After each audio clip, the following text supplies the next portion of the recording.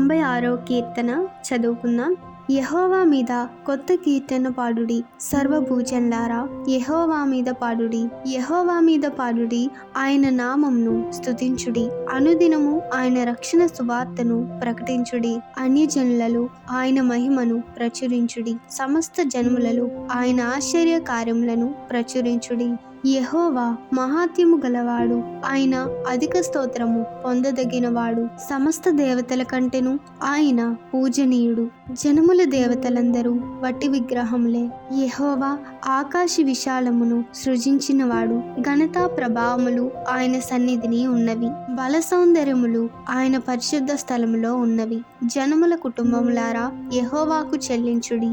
మహిమా బలములు యెహోవాకు చెల్లించుడి. యెహోవా నామమునకు తగిన మహిమ ఆయనకు చెల్లించుడి. నైవేద్యము తీసుకొని ఆయన ఆవరణములోనికి రండి.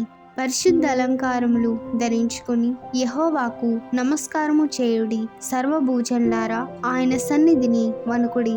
యెహోవా రాజ్యము చేయుచున్నాడు, లోకము కదలకుండా స్థిరపరచబడి ఉన్నది. న్యాయమును బట్టి ఆయన జనములను పరిపాలన చేయును. ఈ వార్తను అన్యజనులలో ప్రకటించుడి. యెహోవా వేంచేయుచున్నాడు, ఆకాశము సంతోషించునుగాక, భూమి ఆనందించునుగాక.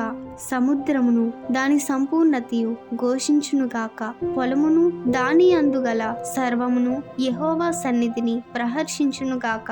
వనవృక్షములన్నీయు ఉత్సాహధ్వని చేయునుగాక. భూజనులకు తీర్పు తీర్చుటకై యెహోవా వేంచేయుచున్నాడు. న్యాయమును బట్టి లోకమునకు, తన విశ్వాస సత్యమును బట్టి జనములకు ఆయన తీర్పు తీర్చును. ఆమేన్.